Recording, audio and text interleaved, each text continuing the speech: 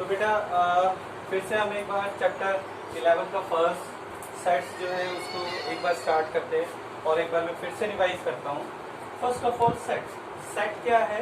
A well defined collection of distinct objects is called set. यानी कि एक ऐसा ग्रुप, एक ऐसा सिस्टम जिसको हम एक डिनोट कर सके या वेल डिफाइन कर सके, वो हमारा सेट्स होता है। तो बेसिकली वेल डिफाइन कैसे कह सकते हैं? जैसे number of students in your class, ये एक सेट्स है। Number of classes in your schools, ये भी एक सेट्स है। उसके बाद number of members in your family, ये भी एक सेट है। अब इसके एग्जांपल्स तो बहुत सारे हैं, तो मेन जो है सेट्स ऑफ वोवेल्स, यानी ये वेल डिफाइन है। क्यों वेल डिफाइन है? क्योंकि इसके अंदर हम ए ई आई ओ यू, ये हमारे एलिमेंट्स हैं, वो पुट कर सकते हैं हम। फिर सेकंड है इवन नंबर्स, ठीक है। तो 2, 4, 6, 10 एंड मोर, जो 2 से डिविजिबल है वो हमारे क्या होंगे? इवन नंबर होंगे और इनको हम डिफाइन कर सकते हैं, तो इसलिए ये एक सेट्स है। तीसरा odd numbers 1, 3, 5, 9 and so on, तो ये भी हमारे क्या है? वेल डिफाइन एलिमेंट्स है, वेल डिफाइन ग्रुप हो जाएगा, तो इसीलिए इसको हम सेट्स कह सकते हैं और इसको लिख सकते हैं सेट्स ऑफ ऑड नंबर्स। और even prime number 2 is the only even prime number, तो ये भी वेल डिफाइन है, तो इसलिए ये भी एक सेट्स है। उसके बाद हम एक्सरसाइज 1.1 लेते हैं, कंसीडर करते हैं। इसके बिहाफ पे हमारे पास पहला क्वेश्चन है, the collection of all months of a year beginning with the letter J. तो जे से स्टार्ट होने वाले मंथ के नेम बताने हमें, तो वो हमारे पास पॉसिबल है। पहला जनवरी, जून और जुलाई, ये 3 मंथ्स है जो लेटर जे से स्टार्ट होते हैं, तो इसीलिए ये एक सेट्स है। उसके बाद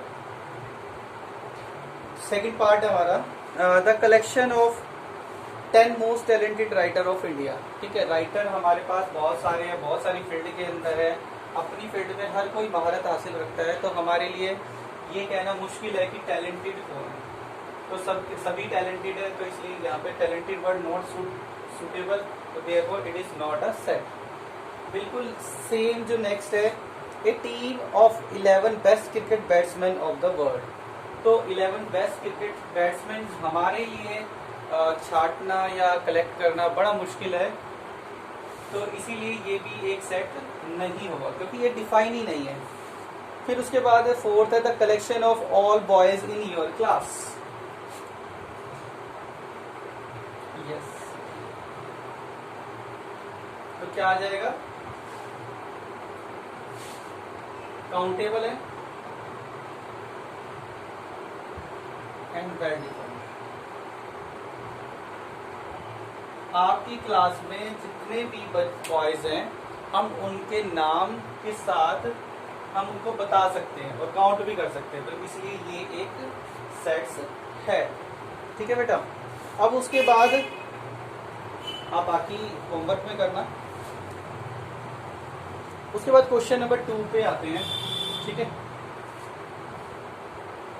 क्वेश्चन नंबर 2 पे आने के लिए हम क्या करेंगे? हमारे पास एक सेट्स है, consider A is equal to A B C D। अगर ये एलिमेंट, ये हमारा एलिमेंट है A, अगर A से के अंदर है तो इसे बोलते हैं बिलोंग्स टू, और एक एलिमेंट है E, अगर उस सेट का एलिमेंट नहीं है तो उसे बोलते हैं डजंट बिलोंग्स टू। इसको बोलते हैं बिलोंग्स टू, इसको बोलते हैं डजंट बिलोंग्स टू।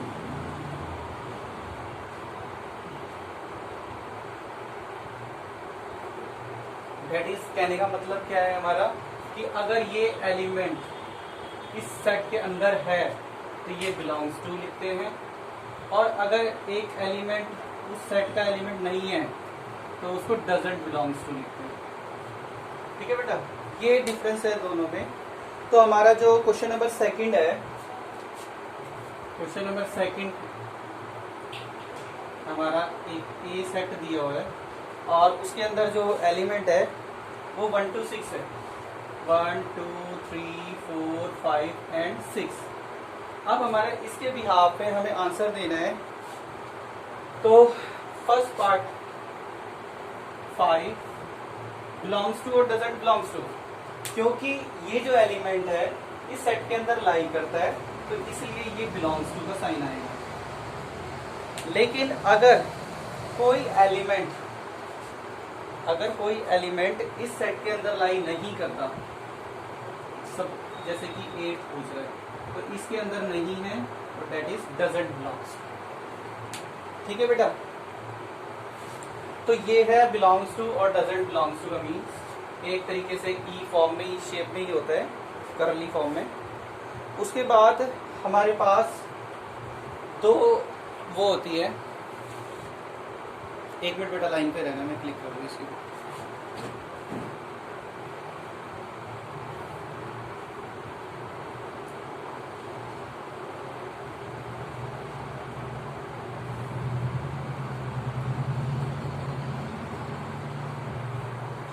तो बेटा मैं इसको इरेज कर देता हूँ।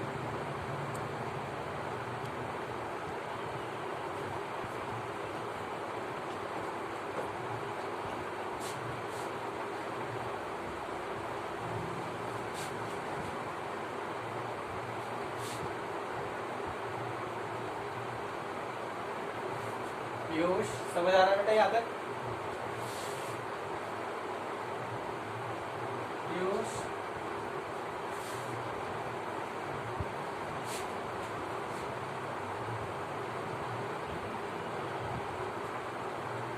यस,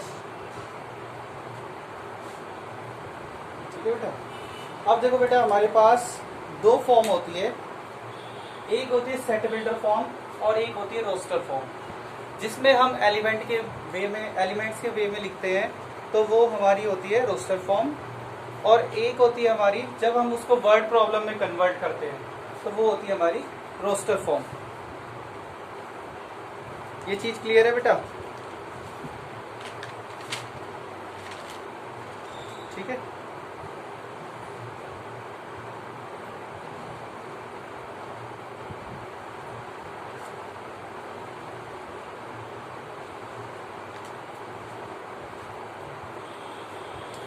तो सब first of all question number 3 देखो, एक्सरसाइज 1.1 क्वेश्चन नंबर 3 ए पार्ट हमें दिया हुआ है। तो ये हमारे पास है a is equal to X such that X is an integer, X such that X is an integer and -3 is less than or equal to x is less than। बेटा ये जो हमें क्वेश्चन गिवन है ये set builder form में given है, that mean statement form में given है। अब इसको हमें एलिमेंट फॉर्म में पुट करना है तो ये क्या हो जाएगा, अब इसको हम कन्वर्ट करना है रोस्टर फॉर्म में। तो रोस्टर फॉर्म मीन्स हम इनमें एलिमेंट सब्स्टिट्यूट कर देते हैं। तो एलिमेंट सब्स्टिट्यूट की कहाँ से कहाँ तक आ रहा है, अब ये लेस देन भी और इक्वल टू भी, दैट मीन्स इंक्लूडिंग 3 -2 -1 0 1 2 3 4 5 6, ये बन गई हमारी रोस्टर फॉर्म। 7 नहीं आएगा क्योंकि 7 से लेस लेना है, 3 से लेस और बराबर। उसके बाद सेकंड पार्ट है X such that X is a natural number less than 6, B है हमारा X such that X is a natural number less than 6। तो हमें नेचुरल नंबर कहाँ से स्टार्ट होते हैं हमें पता है 1 से, और लेस देन 6 है, दैट इज 1 2 3 4 5। ये हमारा आंसर। उसके बाद बेटा सी और डी अपने आप करना, मैं ट्रिग्नोमेट्री करवा देता हूँ 5th पार्ट, ठीक है। इसका ई पार्ट करा देता हूँ। ई पार्ट दिया हुआ है x set x the set of all letters in the word trigonometry, the set of all letters in the word trigonometry।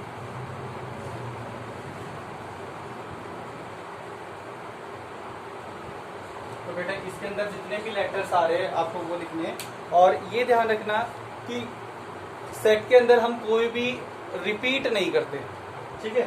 एक ही बार लिखेंगे, जैसे टी 2 बार आ रहा है तो टी 1 बार लिख दिया, आर 2 बार आ रहा है 1 टाइम, आई जी ओ एन, ओ फिर से आ रहा है तो एक ही बार लिख दिया हमने, एम, उसके बाद ई आर और वाई।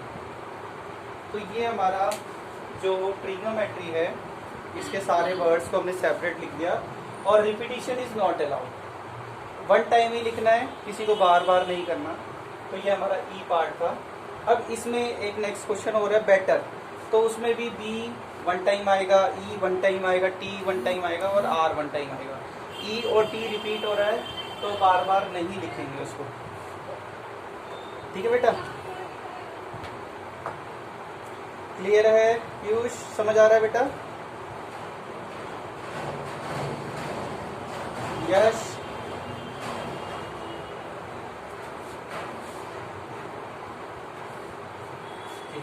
बेटा आपको हिंदी तो समझ आती है ना?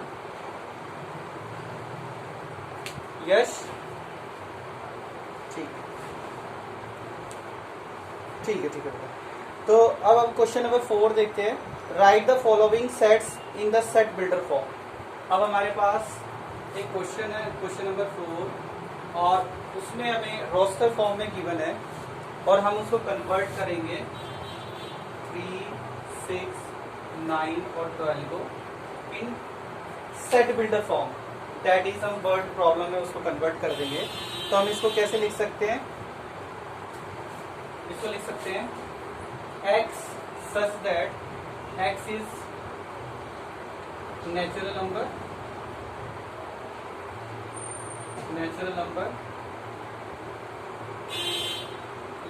x is multiple of 3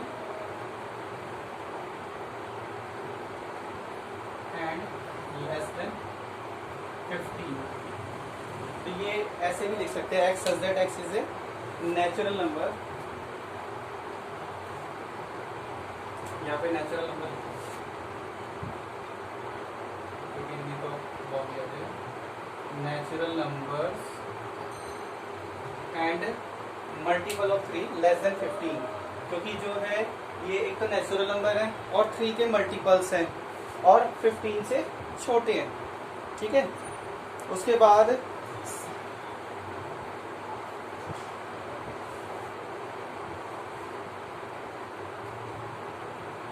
हाँ ऐसे भी लिख, हाँ बेटा ऐसे भी लिख सकते हो आप, x such that x is equal to 3 raised to power n where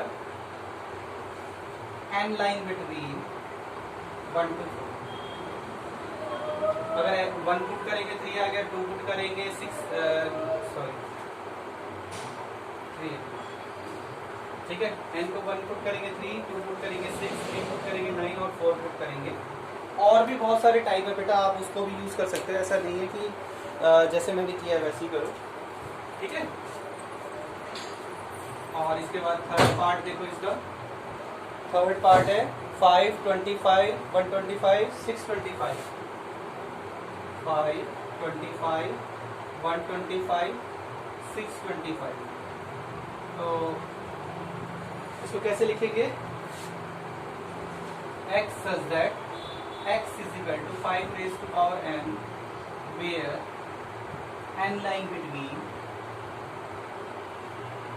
1 to 4, including 1 to 1 and 4, ठीक है। n is less than or equal to 1 and is less than or equal to 4, ठीक है। तो हम इसके अलावा और भी कोई कंडीशन है, बहुत सारे तरीके होते हैं हमें, तो इसको लिख सकते हैं हम। उसके बाद और आगे बढ़ो आप। क्वेश्चन नंबर 5 देखो। Question number 5 says list all the elements of the following. तो क्वेश्चन नंबर 5 में हमें सेट बिल्डर फॉर्म दे रखी है और अब उसे हमें कन्वर्ट किसमें करना है, रोस्टर फॉर्म में। तो पहला है X such that X is N odd natural numbers. तो इसका आंसर हो जाएगा, क्या हो जाएगा, 1 3 5 9 एंड कंटिन्यू। ठीक है, हमें डायरेक्ट इसका सॉल्यूशन लिख रहा हूँ, क्वेश्चन नहीं लिख रहा। उसके बाद x such that X is an integer lying between -12 and 9/2। तो क्या आ जाएगा, -12 से बड़ा जो इंटीजर है वो कौन सा है, 0 0 1 2 3 एंड 4।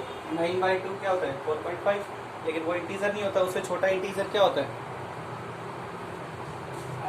उससे छोटा इंटीजर क्या होता है, 4। ठीक है, तो हम वो सब्स्टिट्यूट कर देंगे उसके अंदर। उसके बाद हमारे पास है थर्ड पार्ट है इसका, x such that X is less than और इक्वल टू एक्स। तो उसमें क्या आ जाएगा, क्योंकि x square is less than और इक्वल टू 4 है, तो यानी एक्स की जो वैल्यू है वो कहाँ से कहाँ तक आ जाएगा, 2 से -2। तो -2 -1 0 1। क्लियर है बेटा, ठीक है। और अगला जो पार्ट है वो वर्ड लॉयल है, तो L, O, Y, A आ जाएगा, क्योंकि L रिपीट हो रहा है तो L 1 टाइम ही रखेंगे हम। ठीक है, उसके बाद नेक्स्ट जो है X such that X is a month of a year not having 31st days. जिसमें 31st डेज ना आए वो कौन कौन सा मंथ है, तो क्या क्या आ जाएगा, एक तो फरवरी, अप्रैल, जून, सितंबर और नवंबर। तो ये 5 मंथ्स है नॉट हैविंग 31 डेज। ठीक है, इन दिनों इन मंथ के अंदर 31 डेज नहीं होते, या तो 30 होते या 30 से कम होते, जो कि फैब है। ठीक है, और लास्ट तो हो ही जाएगा x such that X is A consonant in the English alphabet which proceeds के। तो के तक प्रोसीड्स करने वाले कौन से हैं,